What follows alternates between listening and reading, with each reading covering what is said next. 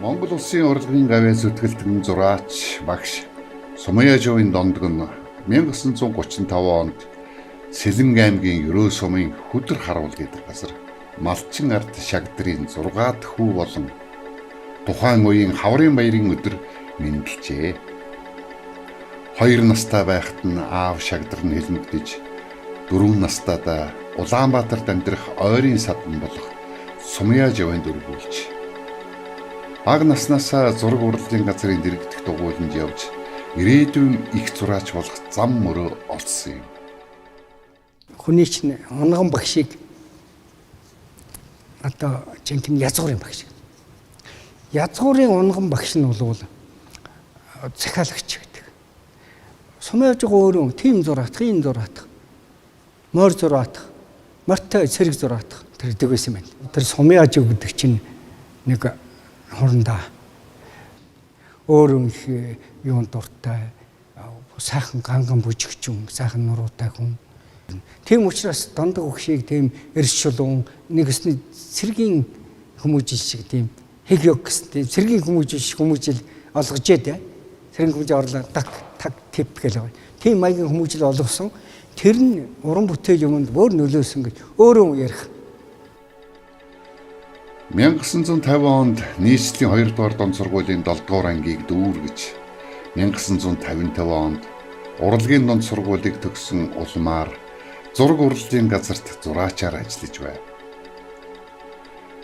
1958-аас 1964 онуудад Зөвлөлт холбоот улсын Ленинград, одоогийн Санкт Петербург хотын Репиний уран зургийн академиг, Зөвлөлт холбоот улсын ардын зураач, төрийн шагналт, Мойсенкогийн урланд реалист уран зургаар суралцсан төгссөн юм. Эдүгэ урлаг судлаач зураачид Мойсенкогийн зургийн хэв маяг арга барил дондгоос шавнартан шингэсэн хэмээн ярьцгаадаг юм. Зураачдын дунд Армян дондог гэдэг нэртэй. Ер нь харахад нэг тийм нэг Монгол гэхэд нэг тийм жаахан хэцүү нэг их хөдөлгөөнтэй нэг тийм их сонин хүн бидний үс гизэг нэг юм их сонин толгойтой их хурдан хөдөлгөөнтэй нэг тийм их нөхөрсөг тийм олон элд уянгүй ер нь алиа басцантай бас хүмүүсийг хөөрхөн явуулчин шагуу хэлнэ нийт замтай хүн харахад их ширүүн даруй юм шиг харагдсан хэрнээ цаанаа бол сэтгэл нь маш сайхан цагаан. Тийм ажилсан хүнд өөрөө бол маш их дуртай. Хүн ажил хийсэн хүнд их дуртай. Ажил хийхгүй хүнд их дургүй. Их нэмбай хүн ер нь бол өөрөө байж байгаа зураг бүтээлдээ хандж байгаа ч тэгээ тэр үед бол би одоо дондгийн их дуртай хэлдэг үг нь бол гүйцэтгэл гэдэг. Тэгээд би гүйцэтгэл гэдэг үгийг бол дондгоос нэг тийм бүрэн гүйцэтгэл муутай гүйцэтгэл сайтай ажил гэж ярина. Тэгээд тэр нь юу ярьж байгаа энэ төр гэж тэгээд л ярилцдаг байл. Би тэр спортын дэд мастер хүртлээ цуг явж шатар тоглодог. Тэгэл ариун цэвэрлээ ордны төрлөө орж шатарна. Тэгжсэн нь ер нь уран бүтээлийг гарын үзүүрийг хийдэг тийм чадварлаг авиастай хүний тоонд дондогш оруулах. Одоо орсоор бол Броскс гэж ярьдаг. Юмыг барин тавьдаг. Тэгээс тийм хүн өөрхөн авиас жөтөө дондогт өөрт нь байна. Тэр авиас юм кириллик сахтнууд яг гэрэж байна. 17 метр гүн амь насанд аюултай орж үл бол нэг бичиг тавьдсан байгаа. Евроч нь зөвхөн шууд ороод тавьж ороод энийг юуны хүн гэдгийг харуулж байгаа. Нэг хангаан хүн тэгээд тэр мундаг тамирчин хүн дондог тийм тамирчин хүн байсан. Тэгээд тэр тамирчин ч гэсэн адилхан тэр бүтээлийн юм хийж байгаа тэр юу энэ тэр одоо тэр нэг шодуухан татлага их иршүүд нөгөө юм ингээд баахан гэхээ хоорондох юм шиг ганцхан татаал доогуур нь хийгээл ингээд татаа явчихдаг. Тэр зургийн тэр зурлагууд гэдэг чинь тэр Мойсенкогтонч таард юм байна. Өөрийн байж байгаа тэр хиний дондог өгшийн тэр зурлаг юм да тэр нэг иршүү зурлаг энэ тэр чинь тэр ер нь иршүүд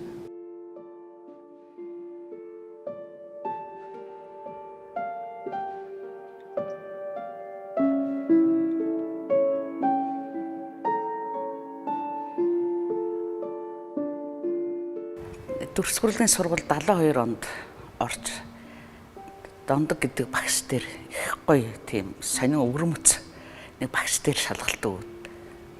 Тэгээ би тэр үед одоо дөнгөж 8 дугаар анги төгссөн. Юу ч мэдэхгүй жоох охин орж байгаа.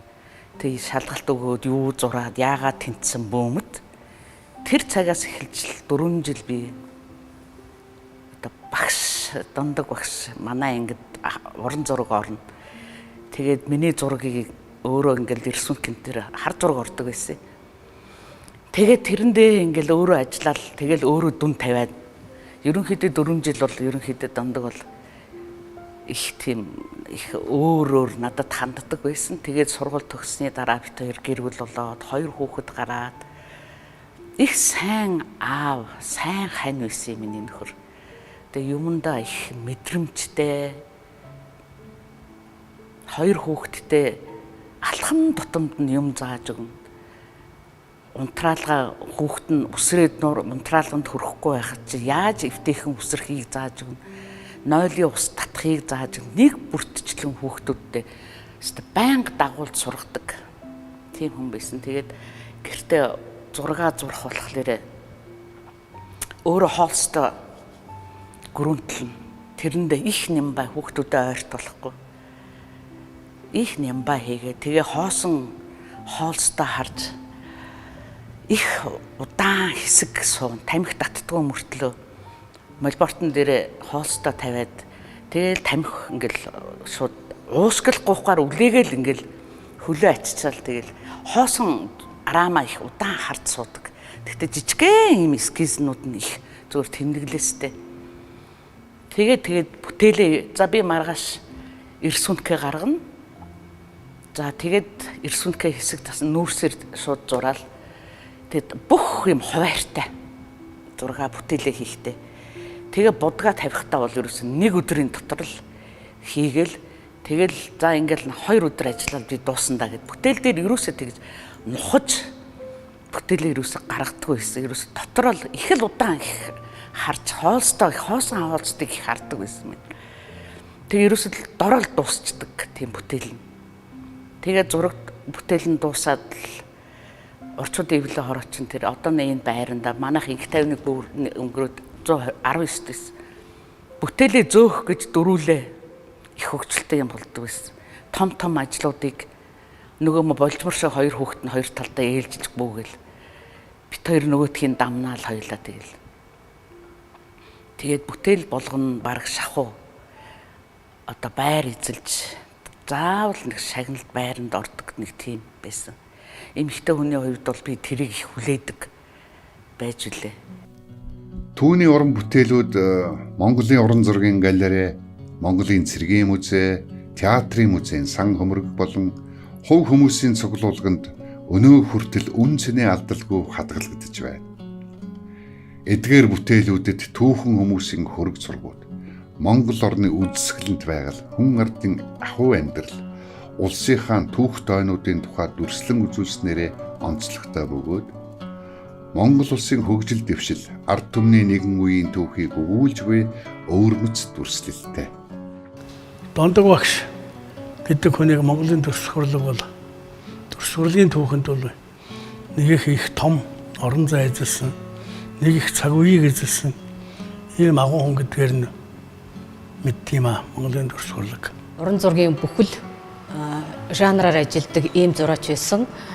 Тодруулах юм бол түүх, хөрөг, аж байдал, натюрморт, байгаль гэсэн одоо энэ бүх одоо жанруудаар ажилладаг ийм авьяаслаг зураач байсан юм аа. Миний унган багш нараас олсон энэ миний унган юм бол усан бодогтой байгаа юм. Би энэ лүг орох цаг хэрэгтэй байгаа юм гээд усан бодогч ирнэ тэгээд үтсэн Дондог багш надад бараг 20-30 усан бодог үзүүлж тэр усан бодгуудаа дүүнд усан бодогт маш их дуртай. Усан бодог, тосон бодог, харандаан зургууд нь гайхалтай чадварлаг. Маш их эрч хүчтэй. Бүгд сэтгэлийн хөдөлгөөнөөр бүтээгдсэнийг харж болно. Алтан шаргал өнгө, биерийн өргөн тавилт нь зураачийн их авьяасыг илтгэдэг. Амьдралын агшин, хүний сэтгэл хөдлөл, байгалийн давтагдшгүй үзэгдэл, агаар салхи байгалийн хөдөлгөөний нөлөө, зураачийн сэтгэл хөдлөлийн нөлөө хоёр хоршин байдгийг Дондгийн бүтээлүүдээс мэдэрч болно. Дондог маань академист.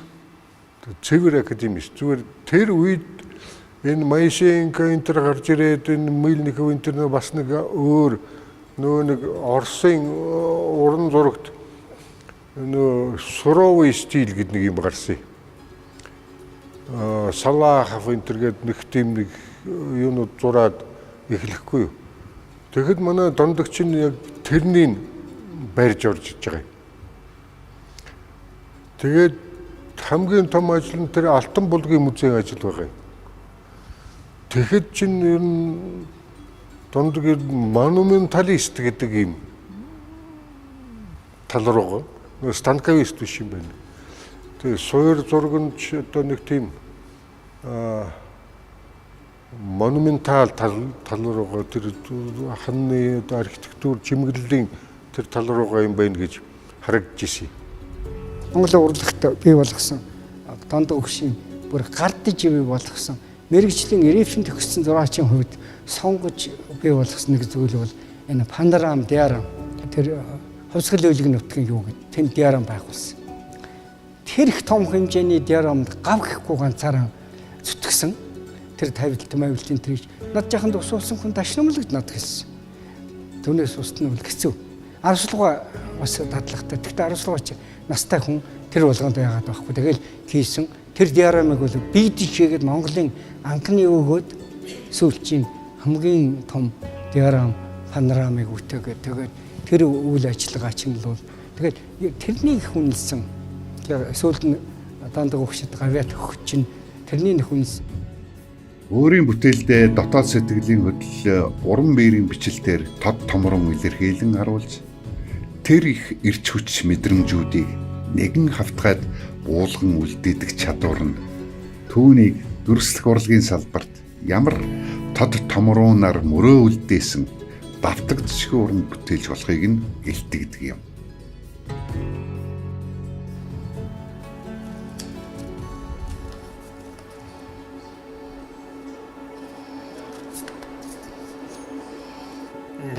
Лисрок гэж техник байдаг. Уран зургийн. Яг тэрийг зөвхөн үзүүлчихэж байгаа биш.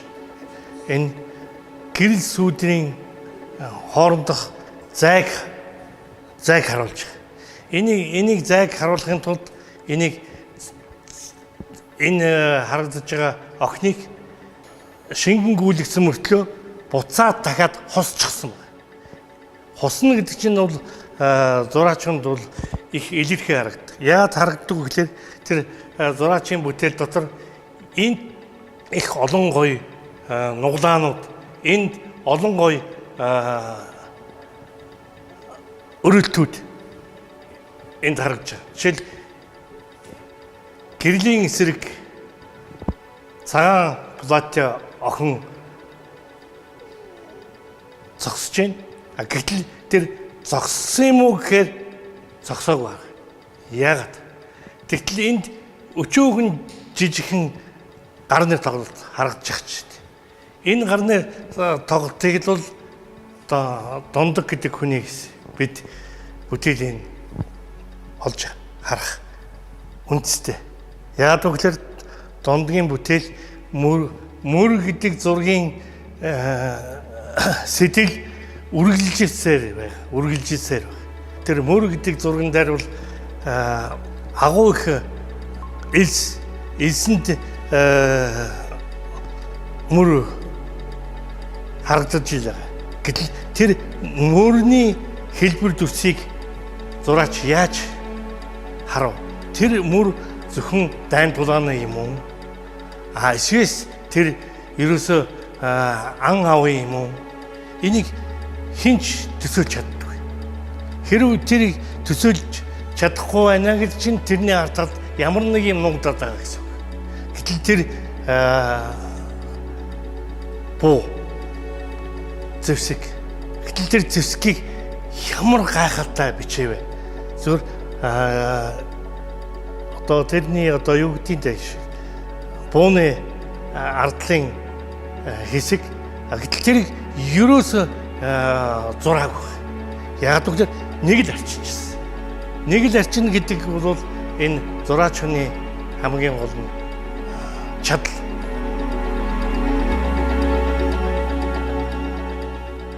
(1968) онд түүний тойрвсон мөр бүтээл нь Монголын дөрлөх урлагийн сор уран бүтээлийн нэгд зүйсээр тооцогддог юм.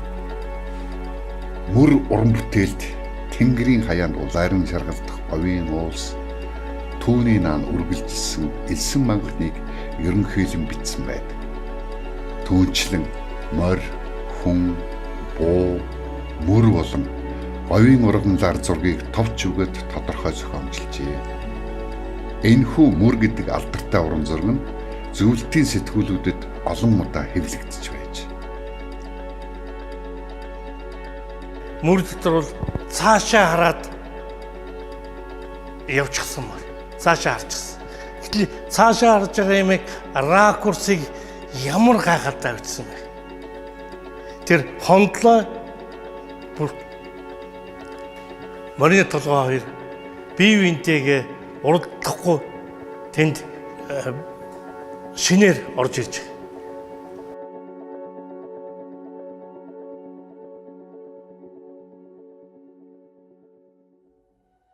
Мөн байгалийн зургуудаа Монголын говь, хангай, уул усыг маш сайхан зурж дүрсэлдэг. Түүнээс гадна хүрэг зургийн том мастер байсан гэдэг.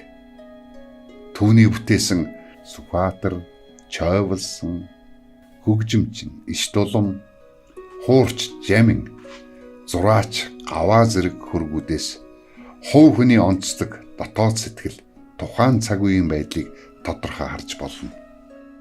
Хүрэг зургууд бол надад маш их таалагддаг. Өөрөөр хэлэх юм бол тэр тухайн одоо хүний нийгэмд гүйцэтгсэн үүрэг, авьяас, гавьяа тийм ээ. Тэгээ одоо тэр бусдаа одоо харьцаж байгаа, үлгэр дуурайд үзүүлж байгаа гэх мэтчлэн ийм одоо тухайн үед одоо социалист нийгмийн хамгийн одоо үлгэр жишээ ийм сайхан дөрүүдээс их олныг мөнхөлж үлдээсэн байдаг.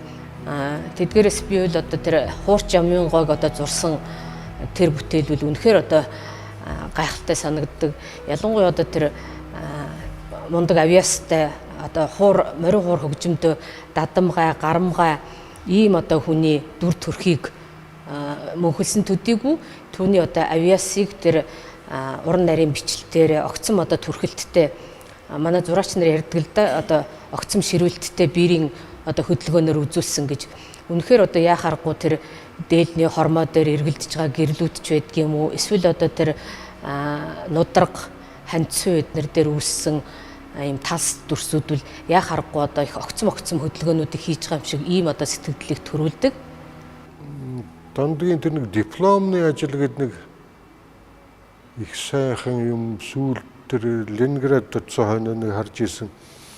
Тэгээ ер нь бол тэр нэг деталь гэдэг юмыг бол энэ одоо ингэж зургийг хараад байхад бүх юм байгаа юм шиг мөртлөө яг ингэж нарийн харах юм бол деталь байхгүй. Тэмдэглээ тавьчихсан. Тэгээ энэ чинь бол одоо тэр нэг одоо кубистуудын өр нөлөө энэ конструктивистуудын өр нөлөө энэ композицийн тэр хийж байгаа зохиомжоо энэ тэр хүлээж авч байгаа энэ багшийнх нь юу л да их том нөлөө байгаа юм. Энийний дараагаар харин нэлийн консерватив тийшээгээ шилжсэн. Тэгээд энэ дондгийн нэг их сайхан юм энэ харахад ингээд өнгөгүй юм шиг. Энэ улаан өнгө байхгүй юм шиг гэхэд чинь тэр улаан өнгө нь асаад байгаа байхгүй. Манай энэ галерей дотор нэг залуу Чойволсонгийн нэг зураг үйдгийг.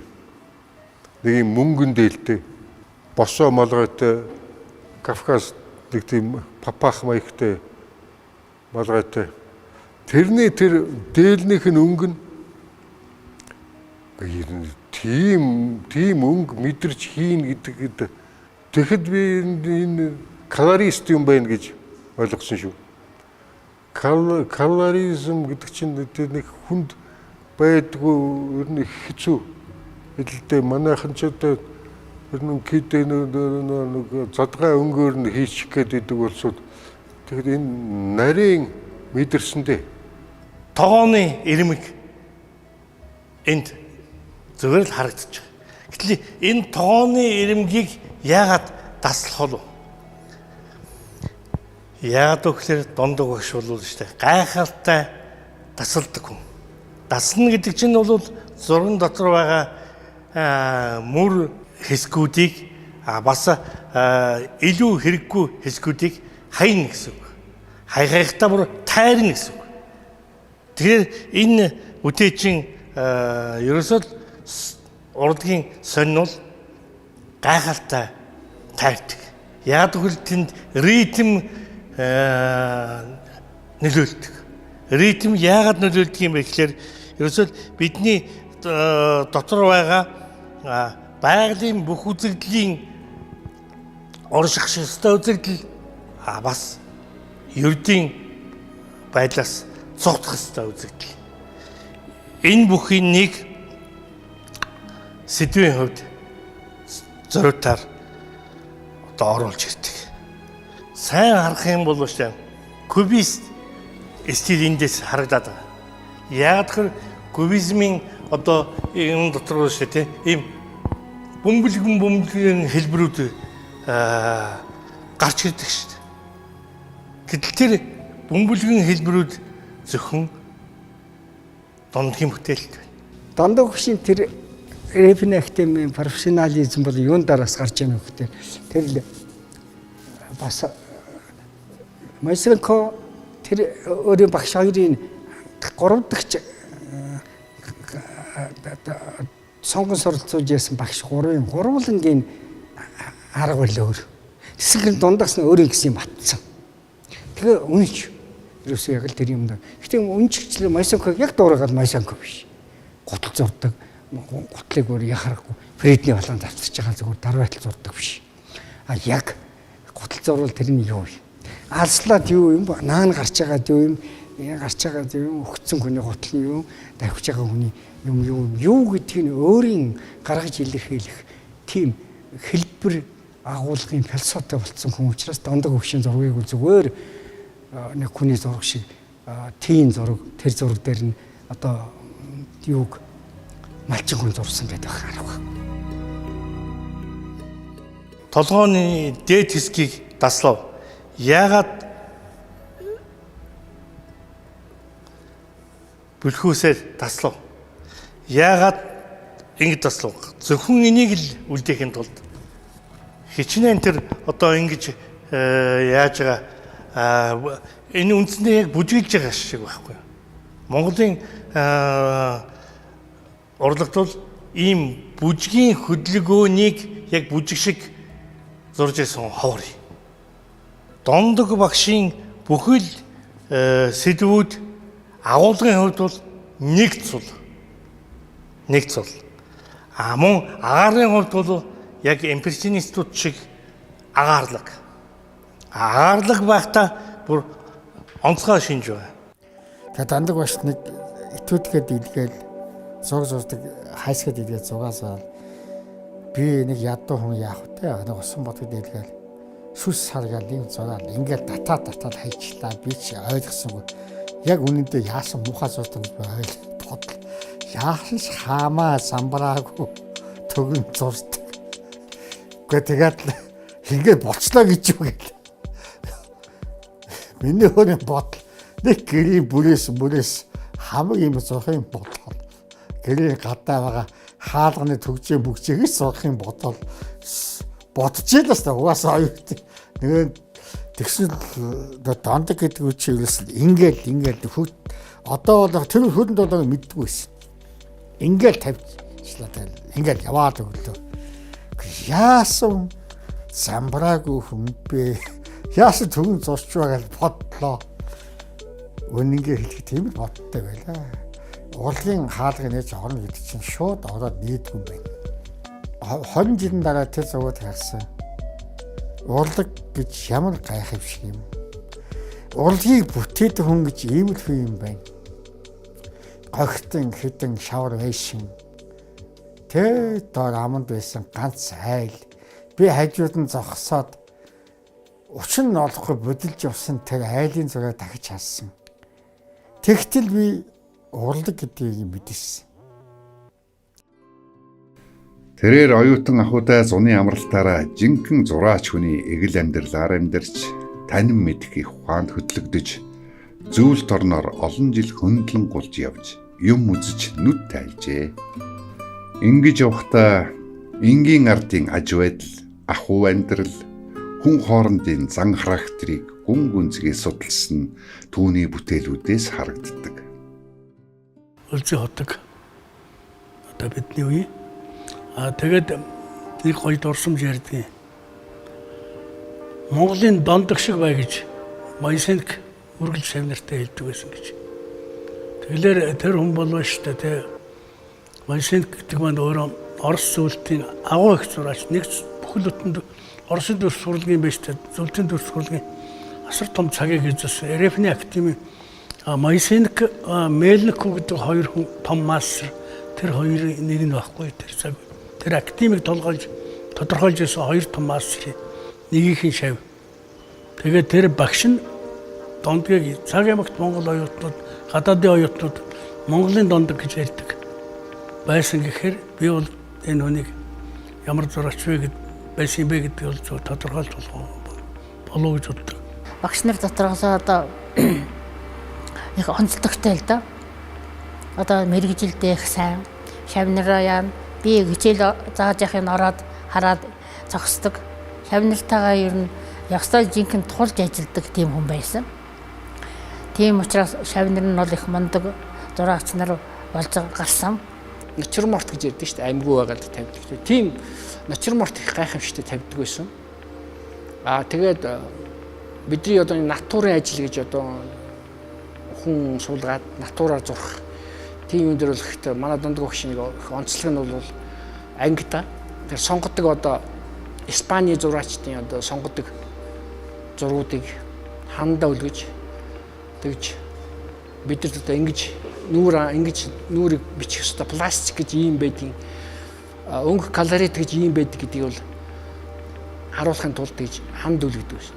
Эмэгтэй натур гэдэг эмэгтэй хүнийг зурах болохоор одоо Францын импрессионистууд ч юм уу, Клод Моне ч юм уу, Ренуарын зургийг бол хандаа үлгэж. Тэг тэндээс одоо суралцах. Хаяа бидэртэй хамт натур зурдаг байсан. Ингэж бид дондоо багш их юм сурдаг байсан л да. Тэгээд ер нь хойно том сонгодог одоо зураачдын зургуудыг хуулдаг байсан тухайгаа бас ярьдаг байсан. Жишээлбэл одоо Эл Греко гэдэг Испани зураачийг өөрт нь хуулбар нь байсан Франц Хайс гэж Голландын зураачийг бас хуулдаг байсан. Тэгээд тэр бичлэлт гэдэг хамгийн гол их чухал юм байсан. Тэр бичлэлтүүд форм пластик яаж хийх вэ? Рисунок гэж юу байдгийг тэрийг өөр их харуулдаг байсан л да. Тэгээд хүүхдүүдээ тоглоодч байх шиг, адиалаадч байх шиг нөгөө хүүхдүүдээ хичээл зааж байхдаа бас гоёо. Энэ урлагийнхаа тухай ярина, жигтэйхэн гоё ярьдаг. Тэрэнд нь хүүхдүүдэд нь ер нь их сэтгэлд нь үлдсэн байхаа гэж бодож явдаг шүү дээ би. Ялангуяа багш нь одоо зургийг сайхан тайлбарладаг. Тэр сейфэн дотроос зургнууд гаргаж ирээд өстой бүрнээр яг л дотор нь орсон юм шиг, өөрөө нүдээр үзсэн юм шиг бүгдийн өстой гайхалтай тайлбарлаж өгдөг байсан. Тэгээ хизээ тэр одоо зургуудаа гаргаж ирж биднэрт тайлбарлах бол гэл их тэсэн ядан хүлээдэг байсан гэж багшийнхаа тэр зураг тайлбарладаг авьяасыг нь их магтаж ярьдгийн. Бид нар ч нэг натар болтохгүй. Тэгээ ээлжлээд одоо хоёрхан охинтой байсан болохоор тэгээ нэг нь натур суулгаад тэгээд энэ хийсэн натурын манделинтэй эмэгтэйгийн хөрөг гэдэг.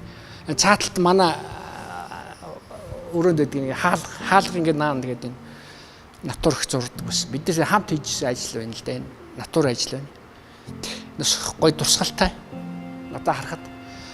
Тэгээ манай энэ багшийн ажиллагаа бичлэлт дээр бол их чөлөөтэй. Тийм одоо юу хэн зовлонгоо зурх гэх юм уу та тий ядард нухад зурхгүй тэгж хийдэг л ажил байгаа. Энэ одоо ажиллагаа ингээд нүүрний ажиллагаа тэр гарны ажиллагаа энэ төр бол гайхамшигт. Энэ бол аргагүй нэг тэр үеийн классик уран зуугуудаас их суралцсан мэдэгддэг л дээ. Гар мар зурхад Дондог багш өөрөө хэлдэг биш. Гар мар зурхад айгүй хэцүү гэж. Тэгээ өөрөө болох тэр бас гайхамшигтай гар мар хийж. Гар бол хоёр өөр байх хэрэгтэй. Зарим нэг том мастерууд ч одоо гар мар нууц зурдаг байсан юм байна шүү дээ. Тэгэхэд бол багш бол их зовлонгүй. Гар бол үнэндээ хэцүүлтэй пластик зурхад л та. Шавнараас нь одоо юу залгамжлаад багш нар зөндөө байжтэй сургуультай багшлаад одоо тэднэр нь одоо бас тэдний тэр шавийнхын шав багш нар бол сургуулиар дүүрэн болжээ. Тэгэхээр энэ хүний одоо тэр урлагийн сурд мэдсэн өгөө юу мэдлэг туршлага бодвол маш өргөн хүрээтэй байгаа нь эндээс бол харагдах байхаа гэж бодож явдгийг. 70-аад он, 80-аад он, 90-аад онд ерөөсөө Монголын төгс хурлын их тэр үе сурчсан оюутнууд тэр чигээр Дондог багшийн одоо стил загварыг их хэрэгэлдэг. Тэр загвараар сурдаг, тэр загвараар зурд бүтээдэг. Нэг үед бүхэл бүтэн тэр үед тийм байсан. Одоо сүүл төгсөлдөө Моломжимц гэж зураач байсан. Тэр Моломжимц бол бас миний шавилж судалгааны ажилд шавилдаг тийм. Тэгээд Моломжимц би тэр Дондог багшийн хичээл дээр сууж Моломжимц бас оюутнуудтай зэрэг ажиллаж хэдийгээр он төгсөд ирсэн одоо зураач ч гэсэн. Тэгээ Моломжимцын тэр зурсан зураг бол одоо болтол надад байдгийг. Тэгээд бол тэрнээс үзэхэд бол Дондог багш бол ер нь зөвхөн тэр оюутнууд биш бас том зураачид зургийн мэрэгжил эзэмшсэн хүмүүс ч гэсэн бас суралцдаг л байж тэгээ үгийн сонсдог бас тийм байж тэл гэж бодож байгаа. Би Моломжимцын тэр судалбар зохиомж зургийг харах болгонд бол тэгж боддог. Майсенкийн шав Дондог гэдэг хүн Монголд тэр өөрийнхөө маш том одоо дархлааг бол одоо баталгаажуулж үлдээсэн. Монголын төгс хурлын нэг цаг үеийн одоо анх том төлөөлөгч нэгтэй бол үнэхээр одоо бидний үеч гэсэн одоо Дондог багшийг хамгийн хүнддэг. Дондог багш бидний одоо үлгэр дуурай байлаа шүү дээ. Мөн одоо тэр альва юмыг тэгж амттай болгож ярьж чаддаг. Бүр зүгээр одоо талахыг устай идж байгаа хүртэл жинхэнэ гоё одоо амттад нь торт те идж байгаа юм шиг ийм гоё одоо иддэг гэл багшигаа бас магтаж ярьдаг л да. Өдрийнхээ цайнаар оюутнуудынхаа хажууд цай авах болохоор их орс маягаар хоололдог. Хар талхан дээр ганцхан помидор ч юм уу өгөрцгий тавиад тэгээд тэрийгэ иддэг. Оюутнууд нь ярьдаг гөөмө амттай иддэг тэрийгэ. Тэгээ нэг сайхан хар цай байх уу их уу. Жижигхэн юм аяганд тэрийг их амттай сорж энтер уугаад. Сонгодог арга зүгээрээ бусдаасаа онцгойрон ялгардаг. Сурах арга зүгээрээ өвөрмөц сонцлогтой. Уран зургийн мэрэгжлийн багш нараас хамгийн олон жил багшлаж, олон авиаслаг уран бүтээлч төрүүлсэн гэдгээр нь төмөн олон болон дүрслэх урлагийн салбарын түүнийг үргэлж дурсан ярьдаг. Антик Монголын бяцхан рэпинч гэд нэрлэж ирсэн үг гэж. Энэ орлон нь бол одоо яг зураач хүний л байх. Тийм одоо сонин орчин бүрдүүлж чаддаг. Ийм сайхан бүтээлч байсан. Манай төрслөг урлагт одоо яг уран зурагт бол Дондгийн сургууль гэж маш том сургууль үүссэн. Одоогор бол ер нь энэ бол үргэлжлээд одоо бос сургуулиудад бол үнэхээр харагддаг. Ер нь манай Дондог багшийн ангиар төгссөн улс ер нь дийлэнх нь нэг том гавьяатаас авахгүйгээд ер нь Монголын урчуудын хэвлэлийн шагналд төгсөн олон зураач гарсан байгаа. Энэгээрээ Дондог багшийн хамгийн том одоо шавнырыг Монголын төрслөг урлаг төрүүлсэн том гавьяа юм болов уу гэж би өнөөдөр бахархаж явдаг юм да. Энэ ч нэг тийм нэг төвлөрөх бүтээлийн төвлөрөх юм байсан юм болоо та тэр нэг гэрээ орчноосоо гарч тийм л байсан юм шиг байгаа маань. Тий зураач хүний нэг орчин гэдэг чинь бас их гэрээ нөхцөл бас байж байдгүй юм байх нөхцөлгүй байсан юм уу? Төвлөрөх нь илүү байсан юм болоо та л би боддог юм. Ер нь бие муутай байсан ч гэсэн харандаа цаас барай суудаг.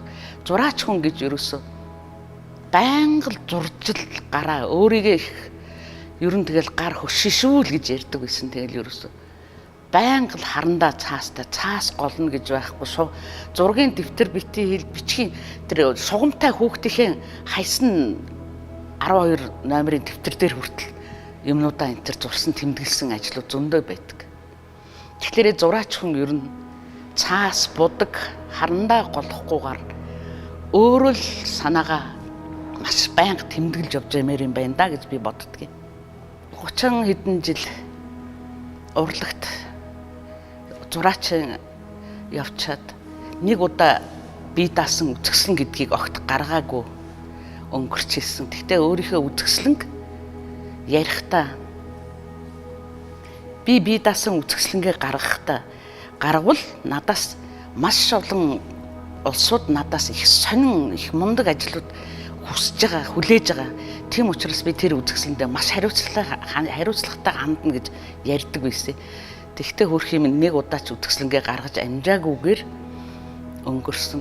Манай нөхрийн нэг онцлог бол надтай галзуухан цай уугаа сууж байхдаа хүртэл ширээн дээр сонин байхад сонингийн цагаан дээр ч юм уу бичгэн дээр нь ч хамаагүй заавал нэг юм ингэж зурж сууж идэг.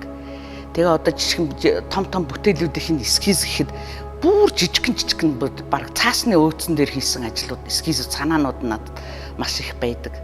Эскиз том бүтээлүүдийн эскиз гэхэд маш олон ширхгээр янз янзын вариантаар үүссэн. Бүгдийн боломж нь байдаг бол би дэлгэж бүтээл яаж төрдөг ингэж одооны залуучууд шавь нарт нь бас үзүүлмээр санагддгийн. Тэгээд маш олон вариантаар үтсэн байдгийн тэр эскизүүд бүр жижигхэн хэмжээ бол маш жижигхэнээр тэгж тэмдэглэсэн. Томоорч хийсэн байдаг. Усан бодог, тосон будгаарч хийгээд эскизээ дуусгасан ажлууд зөндөө байд. Тэр уран бүтээлтэй хандж байгаа хандлагаар бол дондог багш болоо. Бүх рисунка зохиомж бүх юмыг төгс зураас цэггүй бүх юмыг ингээд тогтоож бүгд картоноо хийчихэд хийсэн картоноо яг тэр чигт буулгаад томруулж буулгаад ямар ч алдаа магадгүй бүх зураас цэг бүх юмаа буулгачаад дараагаар ажилдаг. Ажиллахдаа маш хурдан ажилдаг. Тэн дээр нэг амьсгаагаар ажилласан юм уу тэр зураг нь харагддаг. Их олон таталбарууд нь бас харамсалтай нь уран зураг бүрэн одоо хэмжээний уран зураг болж үлдэж чадаагүй. Гэхдээ л одоо түүний амьд ахуйдаа хийсэн бүтээлүүд нь бол үнэхээр одоо Монголын тэр одоо 20 дугаар зууны дүрслэх урлагийн сан хөмөрхтөл их чухал хувь нэмрээ оруулсан, их өгөөчтэй, их одоо мэрэгжлийн өндөр түвшинд одоо бүтээгдсэн зургууд байдагт бол их бахархаж явдаг. Хэрвээ Монголын туршлагын түүхийг бичээгүй бол 60-аас 80-ад оны түүхэнд энэ хүнийг огтуул энэ нүгэл. Энэ зураач өөрийнхөө өнгө бичлэг сэдвэрээ энэ цаг үеийн Монголын том нэрийн хус болсон юм. Энэ бүх одоо Монголын туршлагын энийх гайхамшигтай цаг үе гэж үсэн энийх том хүний одоо тэр буян заяа Монголын туршлагаас тэр их гайхамшиг бол мөнгөд үргэлжлэх ёстой маа гэж би одоо бодож явдаг юм да. Тэр ер нь тал бүрийн их авьяастай ер нь өөрөө бол жинхэнэ гурлагт ерөөсөө бүтэн бие зүрх сэтгэл одоо юу гэдгийг ухаан санаа бүгдийн энэ дүрслэх урлагт л өгсөн хүндээ. Уран бүтээлч амьдралаар жинхэнэ уран бүтээлчийг ажиллаж амьдэрсэн ийм л одоо маш их нэртэй тэм зураач гэж боддог. Дундгийн уран бүтээлийг бол одоо харин энэ тэнд их ховорхон харагдж байна. Ер нь тэгээд ном энэ төм олонд бол хүрээд ирэхтэр бол агуу том зураач байсан юм бол улам нэгдэх байхаа гэж бодож байна. Өнгөрөөд 23 жил болж байна. Одоо би ингээд бодож байгаа бүтээл үлдсэн бүтээлүүдийн энэ ажлуудыг харж байхад зураач хүн ерөөсөө сэтгэл зүйч байдаг юм байна даа л гэж би боддгийн. Бүх хүн зүгээр хүнтэй мэдлээд өнгөрсөн ч мэдлэлсэн тэр хүний дуу хоолой хүртэл манерт бол бараг таниастай байдаг. Бүх юмн дээр нэг тийм цэгцтэй их л мэдрэмжтэй байсан юм байна даа л гэж би бодож авдаг. Тэгээд амьдралдаа их зураач хүн их ариун байх ёстой юм байна да. Тэгжээж бүтээл нь өдий хүртэл ингээд дурсагдаад, хадгалагдаад хүмүүсийн сонирхолтой байдаг юм байна. Тийм учраас бүтээл дээрээ хариуцлагатай сэтгэл ариун баймаар зураач хүн би тэгж боддгийг.